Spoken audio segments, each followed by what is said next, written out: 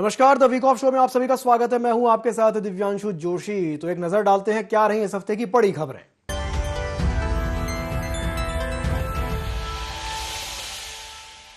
मध्य प्रदेश की सियासत उस समय एक बार फिर से गर्मा गई जब मुख्यमंत्री डॉक्टर मोहन यादव ने कांग्रेस और गांधी परिवार पर तीखा प्रहार करते हुए बड़ा बयान दिया। प्रदेश बीजेपी कार्यालय में आयोजित वीबीजी रामजी एक्ट को लेकर के राज्य स्तरीय कार्यशाला में शामिल होने पहुंचे सीएम ने कहा कि सोनिया गांधी, राहुल गांधी और प्रियंका गांधी नकली गांधी हैं, जो वोट पाने के लिए महात्मा गांधी के नाम का इस्तेमाल कर रहे हैं। मुख्यमंत्री ने कहा कि मनरेगा से गांधी जी का नाम हटाने की बात करने वाले खुद गांधी जी की विचारधारा का अपमान कर रहे हैं। देखिए रिपोर्ट। मध्य प्रदेश की सियासत उस समय एक बार फिर गर्मा गई है जब मुख्यमंत्री डॉक्टर मोहन यादव ने कांग्रेस और गांधी परिवार पर तीखा प्रहार करते हुए बड़ा बयान दिया है।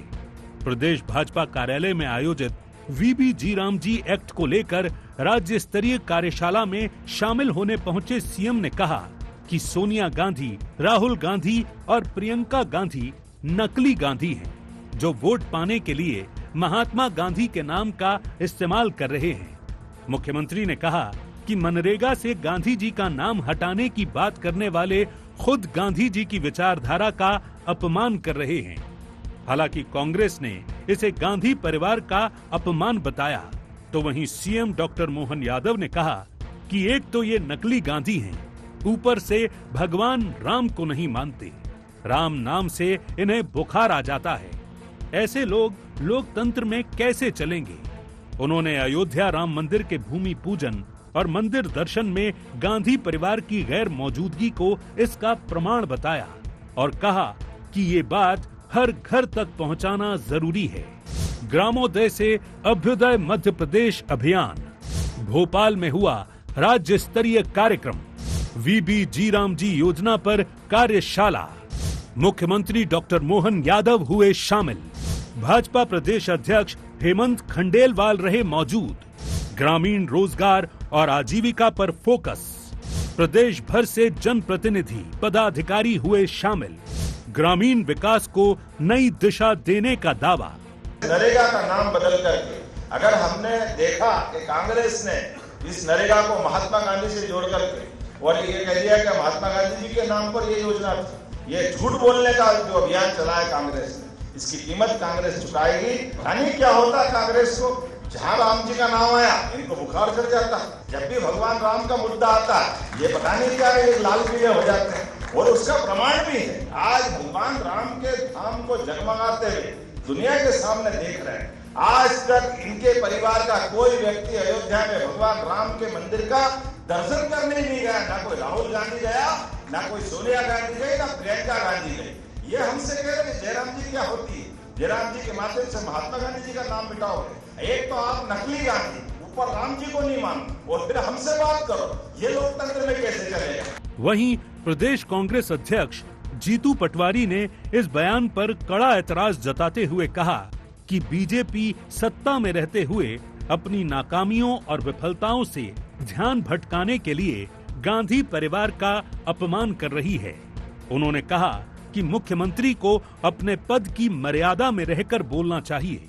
उन्होंने कहा है कि महात्मा गांधी किसी एक परिवार के नहीं, पूरे देश के हैं और उनकी विचारधारा को लेकर बीजेपी को किसी तरह का प्रमाण पत्र देने का अधिकार नहीं है। ये मुख्यमंत्री जी के काम के दायित्व को वो निर्वाह नहीं करते, किसी के लिए कोई भी अपमानित टिप्पणी करते हैं या गांधी परिवार को गाली देने से मुख्यमंत्री मध्य प्रदेश को तो उन्नत नहीं कर सकते हैं। 2 साल में मुख्यमंत्री के बाद आपने क्या किया और कितना आप अपने आप से संतुष्ट हो और कितना प्रदेश की जनता को उससे लाभ हुआ और फिर आगे क्या करना है, इसका जरा थोड़े प्रोफेशनल लोगों से, समझदार लोगों से राय लेके आगे बढ़ो। ये इस तरह के बयान आपके व्यक्तित्व को गिराते। बहरहाल मुख्यमंत्री डॉक्टर मोहन यादव के तीखे बयान के बाद मध्य प्रदेश की सियासत साफ तौर पर बीजेपी बनाम कांग्रेस में बढ़ती नजर आ रही है। बीजेपी जहां गांधी परिवार और राम मंदिर के मुद्दे को उठाकर कांग्रेस पर वैचारिक हमला कर रही है, तो वहीं कांग्रेस इसे मर्यादा और लोकतांत्रिक मूल्यों से जोड़कर देख रही है। ऐसे में वीबीजी रामजी योजना को लेकर छिड़ी ये सियासी जंग फिलहाल थमती नजर नहीं आ रही है। Bureau report, IND 24।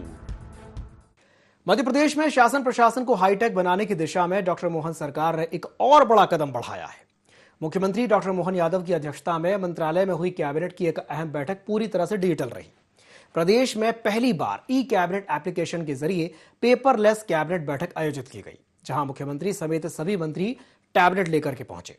फाइलों की जगह टैबलेट पर ही प्रस्ताव रखे गए। हालांकि कांग्रेस इसे फिजूल खर्ची करार दे रही है, तो वहीं सरकार का यह दावा है कि इससे समय की बचत, पारदर्शिता और ई गवर्नेंस को मजबूती मिलेगी। देखिए रिपोर्ट। मध्य प्रदेश में शासन प्रशासन को हाईटेक बनाने की दिशा में डॉक्टर मोहन सरकार ने एक और बड़ा कदम बढ़ाया है। मुख्यमंत्री डॉक्टर मोहन यादव की अध्यक्षता में मंत्रालय में हुई कैबिनेट की अहम बैठक पूरी तरह डिजिटल रही। प्रदेश में पहली बार ई कैबिनेट एप्लीकेशन के जरिए पेपरलेस कैबिनेट बैठक आयोजित की गई, जहां मुख्यमंत्री समेत सभी मंत्री टैबलेट लेकर पहुंचे। फाइलों की जगह टैबलेट पर ही प्रस्ताव रखे गए, उन पर चर्चा हुई और मंजूरी भी दी गई। हालांकि कांग्रेस इसे फिजूल खर्ची करार दे रही है, वहीं सरकार का दावा है कि इससे समय की बचत, पारदर्शिता और ई गवर्नेंस को मजबूती मिलेगी। मध्य प्रदेश की पहली ई कैबिनेट, डिजिटल सरकार की ओर कदम, पेपरलेस बैठक, टैबलेट से निर्णय, ई गवर्नेंस को मिलेगा बढ़ावा, समय की बचत और पारदर्शिता, स्पेस टेक से बदलेगा मध्य प्रदेश। डॉक्टर मोहन सरकार का high tech vision. Madhya Pradesh space tech 2026 की स्वीकृति हुई है। यह बहुत ही महत्वपूर्ण नीति का अनुमोदन हुआ है आज। यह नीति उपग्रह निर्माण, भू स्थानीय विश्लेषण एवं डाउन स्ट्रीम अनुप्रयोगों में नवाचार को बढ़ावा देगी। आगामी 5 वर्ष में 1000 करोड़ का निवेश और लगभग 8000 का रोजगार सृजन संभावित है। वहीं कांग्रेस ने ई कैबिनेट और स्पेस टेक नीति को लेकर सरकार पर सवाल खड़े किए हैं। कांग्रेस का कहना है कि तकनीक अपनाना अच्छी बात है, लेकिन असली चुनौती जमीनी क्रियान्वयन की है। कांग्रेस नेताओं का आरोप है कि सरकार हाईटेक हो रही है, लेकिन जमीन पर कुछ नहीं दिख रहा है। मंत्रियों को टेप तो दे दिए गए, लेकिन उनको चलाना भी तो आना चाहिए। सरकार को इस दिशा में सोचना चाहिए। बहुत खुशी की बात है, डॉक्टर मोहन यादव जी मध्य प्रदेश में नई टेक्नोलॉजी के साथ में अपनी सरकार चलाने का प्रयास कर रहे हैं। खुशी की बात है, लेकिन मंत्रियों के पास अभी इतनी जानकारी, अनुभव नहीं है तो हाईटेक रूप से काम कर सके। कहीं ना कहीं उनके पीए, उनके परिवार के लोग उसका उपयोग करेंगे और घपले होते रहेंगे। इसलिए मोहन यादव जी को चाहिए कि पहले मंत्रियों को सबको सामूहिक क्लास लगवाएं, ट्रेनिंग दिलवाएं, आईटी में एक्सपर्ट कराएं, इसके बाद काम कराएं। बहरहाल कुल मिलाकर मोहन सरकार जहां ई कैबिनेट और स्पेस टेक नीति को भविष्य की ओर बड़ा कदम बता रही है, वहीं कांग्रेस इसे घोषणाओं की राजनीति करार दे रही है। अब देखने वाली बात ये होगी कि डिजिटल कैबिनेट और space tech vision Madhya Pradesh को विकास की नई ऊंचाइयों तक ले जाने में कितना कामयाब हो पाता है। Bureau report, IND 24। Madhya Pradesh में राज्यसभा चुनाव से पहले सियासी सरगर्मी अपने चरम पर पहुंच गई है। आगामी अप्रैल के महीने में प्रदेश की 3 राज्यसभा सीटें खाली होने जा रही हैं, जिससे सत्ता और विपक्ष दोनों ही खेमों में रणनीतिक मंथन तेज हो गया है। 9 अप्रैल को कांग्रेस के वरिष्ठ नेता दिग्विजय सिंह, बीजेपी सांसद सुमेर सिंह सोलंकी और केंद्रीय मंत्री जॉर्ज कुरियन का कार्यकाल खत्म हो रहा है। ऐसे में इन सीटों पर किसे मौका मिलेगा, यह सवाल सियासत के केंद्र में है। देखिए रिपोर्ट। मध्य प्रदेश में राज्यसभा चुनाव से पहले सियासी सरगर्मी अपने चरम पर पहुंच गई है। आगामी अप्रैल महीने में प्रदेश की 3 राज्यसभा सीटें खाली होने जा रही हैं, जिससे सत्ता और विपक्ष दोनों खेमों में रणनीतिक मंथन तेज हो गया है। 9 अप्रैल को कांग्रेस के वरिष्ठ नेता दिग्विजय सिंह, बीजेपी सांसद सुमेर सिंह सोलंकी और केंद्रीय मंत्री जॉर्ज कुरियन का कार्यकाल खत्म हो रहा है। ऐसे में इन सीटों पर किसे मौका मिलेगा, ये सवाल सियासत के केंद्र में है। कांग्रेस की ओर से दिग्विजय सिंह के ये स्पष्ट करने के बाद कि वे दोबारा राज्यसभा नहीं जाएंगे, पार्टी के भीतर नए नाम को लेकर सियासी खींचतान शुरू हो गई है। पार्टी के नेता SC वर्ग को राज्यसभा में प्रतिनिधित्व देने की मांग कर रहे हैं, तो वहीं कैबिनेट मंत्री विश्वास सारंग दिग्विजय सिंह के राज्यसभा सीट छोड़ने के बयान पर तंज कस रहे हैं। उनका कहना है कि दिग्विजय सिंह शहीद बनने की कोशिश कर रहे हैं। मेरा तेरा की गुटबाजी ही कांग्रेस की दिक्कत है। दिग्विजय सिंह का निशाना कहीं और है और उनका इरादा अपने बेटे को स्थापित करना है। ताकि राज्यसभा की दौड़ में उनके समकक्ष कोई और नेता आगे ना आ सके। अप्रैल में खाली होंगी राज्यसभा की 3 सीटें। दिग्विजय सिंह ने छोड़ी राज्यसभा की दावेदारी। एससी नेता को मौका देने की कांग्रेस नेताओं की मांग। एससी कांग्रेस के प्रदेश अध्यक्ष प्रदीप अहिरवार ने की मांग। पूर्व मंत्री सज्जन सिंह वर्मा ने किया समर्थन। राज्यसभा सीट को लेकर कांग्रेस में अंदरूनी खींचतान। राज्यसभा चुनाव से पहले सियासी जंग तेज। इस तरह से शहीद बनने की वो कोशिश क्यों कर रहे हैं, इस पर मुझे आश्चर्य है। अरे इस देश का संविधान है, 6 साल का कार्यकाल होने के बाद तो आपकी सीट खाली होगी, उसमें आप क्या करोगे? इस तरह से जाति, इसको भेजो उसको नहीं भेजो, ये मेरा ये तेरा, ये जो कांग्रेस में गुटबाजी की राजनीति चल रही है, यही तो कांग्रेस की सबसे बड़ी दिक्कत है। और दिग्विजय सिंह जी की नजर कहीं और है, बयान कुछ है, तीर कहीं है, निशाना कहीं है। अपने बेटे को एस्टेब्लिश करने के लिए उनकी हम उम्र कोई नेता राज्यसभा में ना पहुंच जाए, ये उसकी कवायद है। वहीं कांग्रेस नेता सज्जन सिंह वर्मा बीजेपी पर तीखा हमला बोलते हुए सवाल उठा रहे हैं कि आखिर मध्य प्रदेश से बाहरी नेताओं को राज्यसभा क्यों भेजा जा रहा है। उन्होंने कहा कि एल मुरुगन और जॉर्ज कुरियन जैसे नेताओं का मध्य प्रदेश से कोई सीधा सरोकार नहीं है। उन्होंने प्रदेश के 2-3 जिले भी नहीं घूमे होंगे, उन्हें राज्यसभा में भेज दिया जाता है। बीजेपी अपने ही नेताओं का हक मार रही है। वर्षों से संगठन के लिए मेहनत करने वाले अनुभवी नेताओं को नजरअंदाज किया जा रहा है और बाहरी लोगों को तवज्जो दी जा रही है। देखिए, दिग्विजय सिंह जी बड़े दूरदृष्टा, उन्होंने खुद ही स्वीकार किया कि मैं अब राज्यसभा में जाना नहीं चाहता। उन्होंने कहा कि मैं भी सहमत हूँ कि SC ST वर्ग में से राज्यसभा में कांग्रेस के लोग इस वर्ग के व्यक्ति को भेजते हैं तो एक कदम होगा आगे के लिए, कांग्रेस के भविष्य के लिए भी। राजनीतिक गलियारों में परंपरा है ये, चाहे कांग्रेस हो या बीजेपी हो। आपने किसी का नाम आगे बढ़ाया तो बेचारा गल जाएगा, गल के मिट्टी में मिल जाएगा। किसी भी दल के हाईकमान को ये बात पसंद ही नहीं आती। बहरहाल मध्य प्रदेश में राज्यसभा चुनाव से पहले बीजेपी और कांग्रेस दोनों एक दूसरे पर गुटबाजी और राजनीतिक स्वार्थ के आरोप लगा रही हैं, जिससे सियासी माहौल में अभी से गर्माहट आ गई है। कांग्रेस जहां अनुसूचित जाति वर्ग को प्रतिनिधित्व देने की मांग को सामाजिक न्याय से जोड़कर देख रही है और बीजेपी पर बाहरी नेताओं को तरजीह देने के आरोप लगा रही है, तो वहीं बीजेपी इसे कांग्रेस की अंदरूनी गुटबाजी और राजनीतिक स्वार्थ करार दे रही है। ऐसे में राज्यसभा चुनाव प्रदेश की राजनीति के लिए अहम सियासी परीक्षा बन गया है। Bureau report, IND 24। Madhya Pradesh ने तकनीकी के क्षेत्र में बड़ा कदम बढ़ाते हुए आर्टिफिशियल इंटेलिजेंस आधारित गवर्नेंस और आर्थिक परिवर्तन का रोड मैप पेश किया है। भोपाल में आयोजित रीजनल AI इम्पैक्ट कॉन्फ्रेंस 2026 में मुख्यमंत्री डॉक्टर मोहन यादव ने राज्य के AI विजन को सामने रखा। उन्होंने कहा कि आर्टिफिशियल इंटेलिजेंस का उद्देश्य केवल तकनीकी ही नहीं, बल्कि हर नागरिक के जीवन को आसान बनाना है। हालांकि कांग्रेस इसे लोगों का मूल मुद्दों से ध्यान भटकाने वाली पॉलिसी बता रही है। देखिए रिपोर्ट। मध्य प्रदेश ने तकनीक के क्षेत्र में बड़ा कदम बढ़ाते हुए आर्टिफिशियल इंटेलिजेंस आधारित गवर्नेंस और आर्थिक परिवर्तन का रोड मैप पेश किया है। भोपाल में आयोजित रीजनल AI इम्पैक्ट कॉन्फ्रेंस 2026 में मुख्यमंत्री डॉक्टर मोहन यादव ने राज्य के AI विजन को सामने रखा।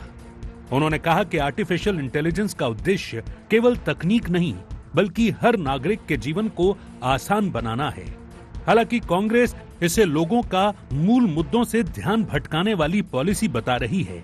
वहीं सीएम डॉक्टर मोहन यादव ये दावा कर रहे हैं कि मध्य प्रदेश में AI का उपयोग शिक्षा, स्वास्थ्य, कृषि, रोजगार और प्रशासन जैसी व्यक्ति आधारित विकास योजनाओं को और प्रभावी बनाने के लिए किया जाएगा।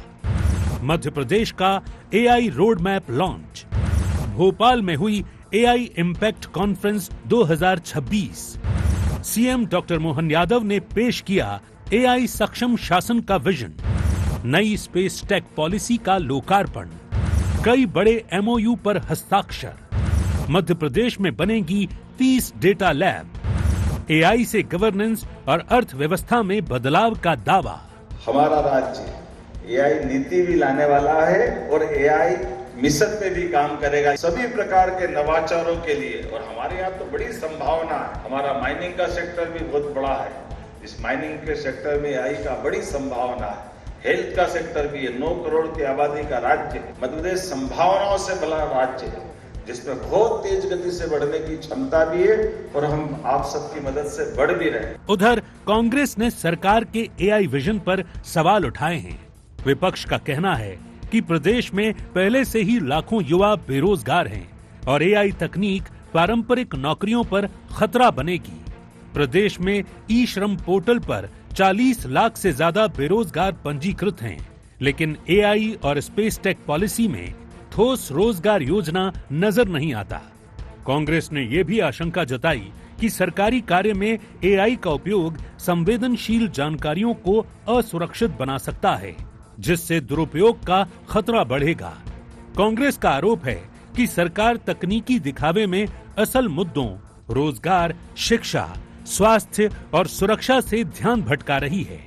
क्या सरकार ये बता सकती है कि एआई जिन बच्चों ने सीखा हुआ उनमें से कितने लोगों को रोजगार देंगे? वो करीब 1 करोड़ लोग तो केवल ई श्रम पोर्टल पर रजिस्टर्ड हैं और 40 लाख लोग मध्य प्रदेश में बेरोजगार हैं, पढ़े लिखे। तो इन 40 लाख का क्या होगा? इसका सरकार जरा बताए। एआई बहुत अच्छी चीज है, एआई से बहुत सुविधाएं होती हैं, लेकिन जो सरकार का कामकाज है विशेषज्ञता का है।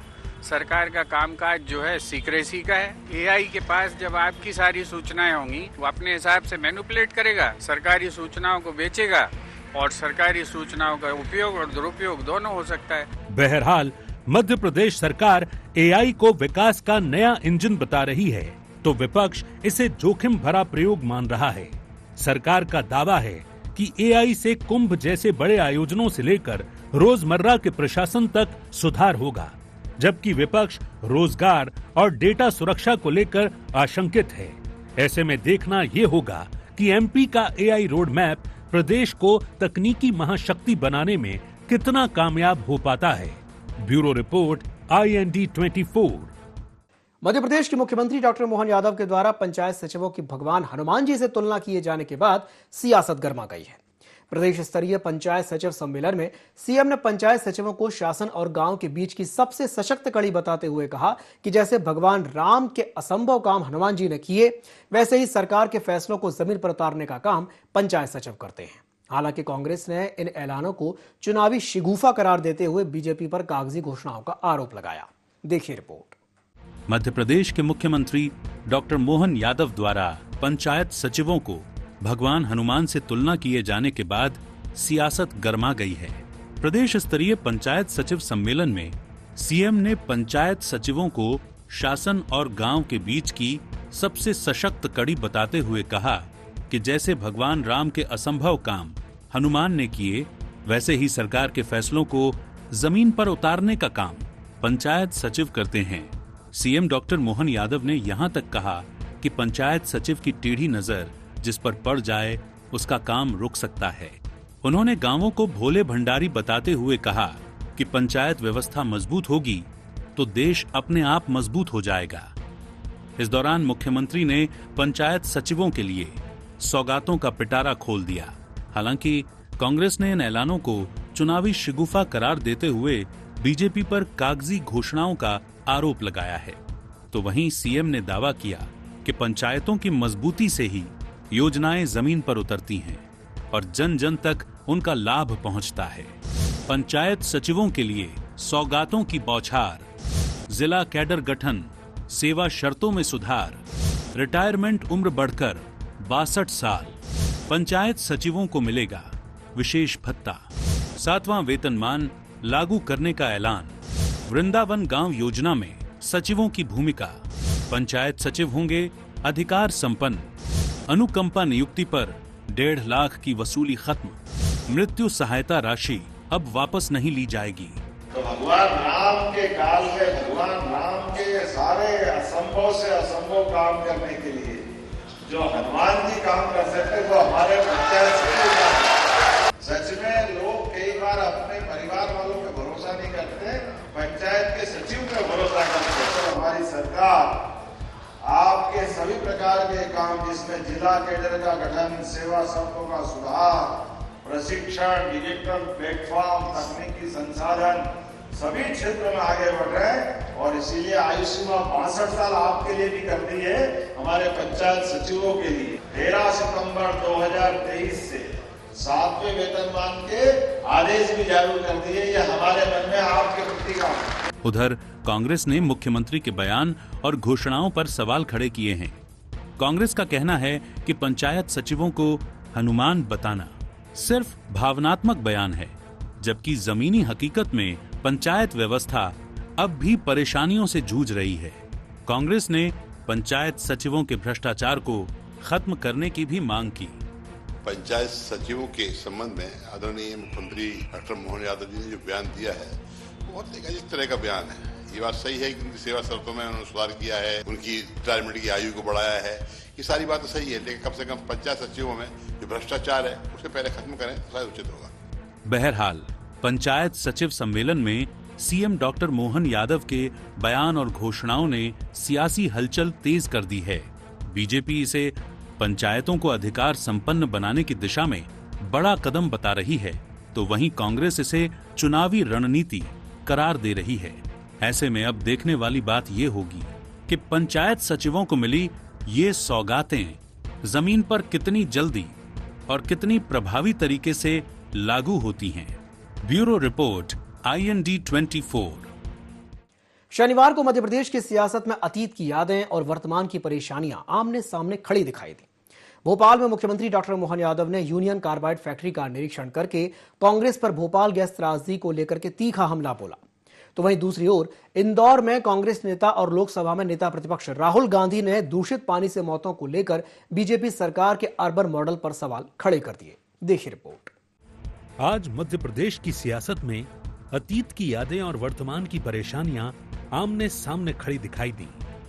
भोपाल में मुख्यमंत्री डॉक्टर मोहन यादव ने यूनियन कार्बाइड फैक्ट्री का निरीक्षण कर कांग्रेस पर भोपाल गैस त्रासदी को लेकर तीखा हमला बोला। तो वहीं दूसरी ओर इंदौर में कांग्रेस नेता और लोकसभा में नेता प्रतिपक्ष राहुल गांधी ने दूषित पानी से मौतों को लेकर बीजेपी सरकार के अर्बन मॉडल पर सवाल खड़े कर दिए। गैस त्रासदी को लेकर कांग्रेस को कटघरे में खड़ा करते हुए सीएम डॉक्टर मोहन यादव ने कहा कि कांग्रेस के शासनकाल का ये कलंक है। कांग्रेस ने गैस पीड़ितों को मरने के लिए छोड़ दिया। सीएम ने वॉरेन एंडरसन को भगाने में कांग्रेस नेताओं की भूमिका का आरोप लगाते हुए राहुल गांधी से माफी की मांग की। उन्होंने कहा कि उनकी सरकार ने कोर्ट के आदेश के तहत जहरीले कचरे का निपटान किया और अब इस जमीन को मेमोरियल व विकास कार्यों के लिए उपयोग में लाने की तैयारी है।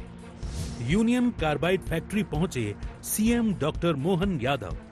फैक्ट्री में पहली बार मुख्यमंत्री का दौरा, जिला प्रशासन व गैस राहत अफसरों से चर्चा, 85 एकड़ जमीन के उपयोग पर मंथन, कोर्ट के मार्गदर्शन में मेमोरियल की योजना, पुलिस विभाग ने DRG लाइन की मांग की। सभी पक्षों को विश्वास में लेकर बनाई जाएगी योजना। कांग्रेस ने न केवल यहाँ लोगों को मरने के लिए छोड़ा, बल्कि उससे बड़ा पाप यहाँ के इस यूनियन कार्बाइड के मालिक एंडरसन को भगाने में भी कांग्रेस के ही लोगों ने बड़ी मदद की। राहुल गांधी को माफी मांगना चाहिए।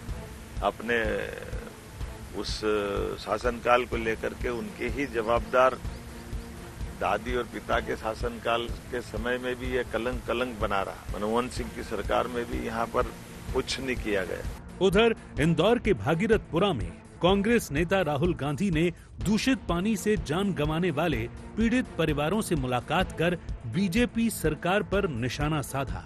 राहुल गांधी ने कहा कि सरकार स्मार्ट सिटी और अर्बन मॉडल की बात करती है, लेकिन हकीकत ये है कि लोगों की जान पानी पीने से जा रही है।